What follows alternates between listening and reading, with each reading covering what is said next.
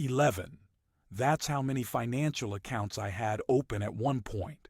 3 checking accounts, 4 savings accounts, 2 old 401ks from jobs I hadn't worked at in years, a robo-advisor app, and a rewards card I'd forgotten the login to. I didn't build a financial system.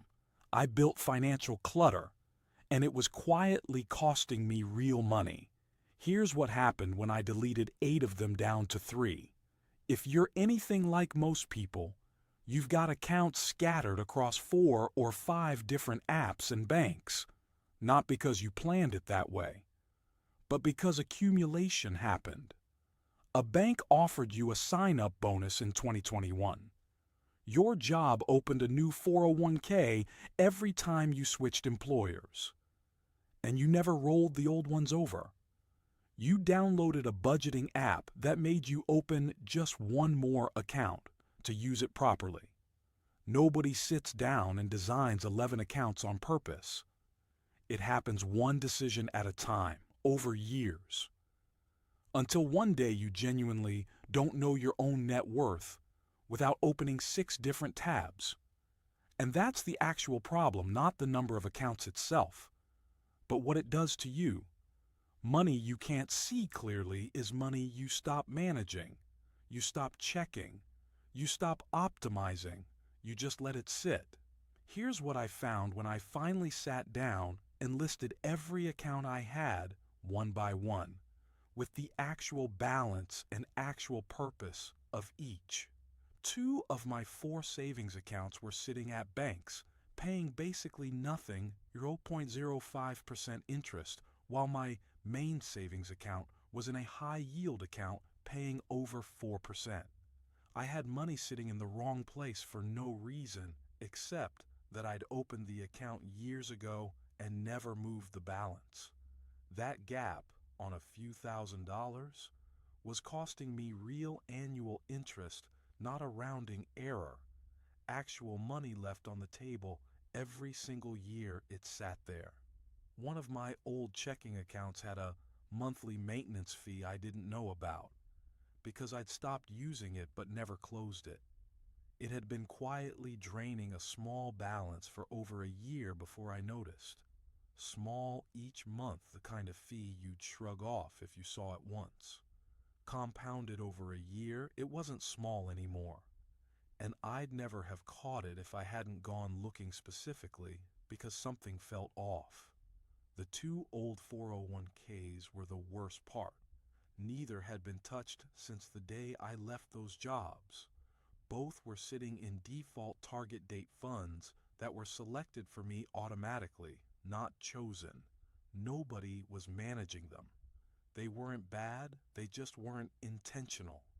And money that isn't intentional tends to underperform money that is, quietly, for years, without ever sending you an alert about it. None of this happened because I was bad with money. It happened because I never sat down and looked at the whole picture at once. Complexity doesn't announce itself as a cost. It just quietly compounds in the background while you're busy living your life. The moment that changed things for me was genuinely embarrassing. I was trying to answer a simple question, what's my actual net worth right now? And it took me 45 minutes, 6 logins, 2 accounts I'd forgotten the passwords to and had to reset. 1 account I discovered still existed because I got a "Your account is dormant" email in the middle of trying to find everything else.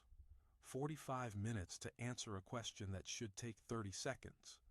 That's not a financial problem. That's a systems problem. And systems problems have systems solutions. So here's exactly what I consolidated down to and why each piece exists. Account 1, a single checking account. Every dollar of income lands here. Every bill, every daily purchase comes from here. Not 2 checking accounts split by purpose 1. The moment you split spending across 2 checking accounts, you lose the ability to see your real spending at a glance. and you risk one account running low, while the other sits padded and untouched. One account means one number to know at all times. How much can I actually spend right now? Account 2, a single high-yield savings account. This is where the emergency fund lives, and where any short-term savings goal lives too, a vacation fund, a house down payment, whatever you're saving toward in the next 1 to 3 years. Not 4 savings accounts split by goal, sitting at different banks and different rates. One account, one rate, ideally over 4% right now, with the total amount labeled internally by goal if your bank supports sub-accounts, or just tracked in a simple spreadsheet. The goal isn't zero organization, it's zero scattering. You can organize within one account. You should not organize across 5. Account 3, a single investment account for everything long-term retirement and brokerage investing together at one platform. This is the one that takes the most work to consolidate, because it usually means rolling over old 401ks from previous employers into either your current employer's plan or a personal IRA at the same brokerage where your other investing happens. It's paperwork. It takes maybe 30 to 45 minutes per account, and most brokerages will do the actual transfer for you. Once you initiate it, you call. You tell them you want to roll over an old 401k, and they handle the request to your old provider directly, so the money never actually passes through your hands, which also keeps it from counting as a taxable withdrawal.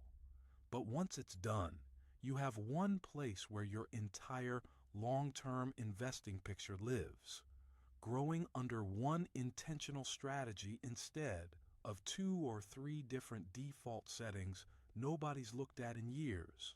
One asset allocation you actually chose, one rebalancing schedule, one number that represents your entire retirement trajectory, instead of pieces scattered across old employers who have no reason to ever remind you they're holding your money.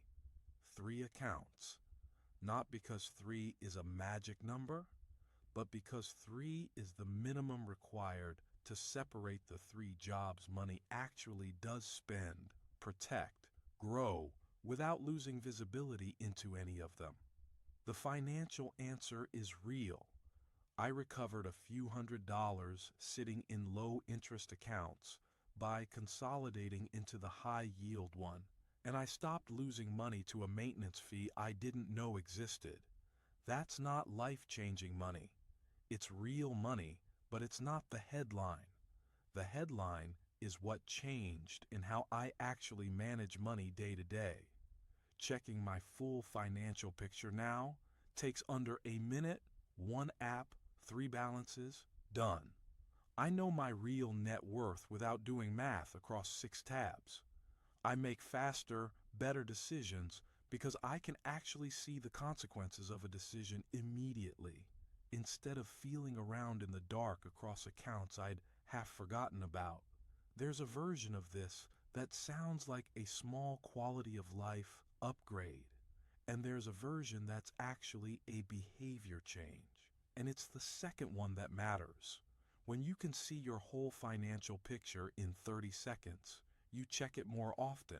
When you check it more often, you catch problems while they're still small, a subscription you forgot to cancel, a bill that's higher than usual, a savings goal that's falling behind. Complexity wasn't just costing me interest, it was costing me the ability to think clearly about my own money.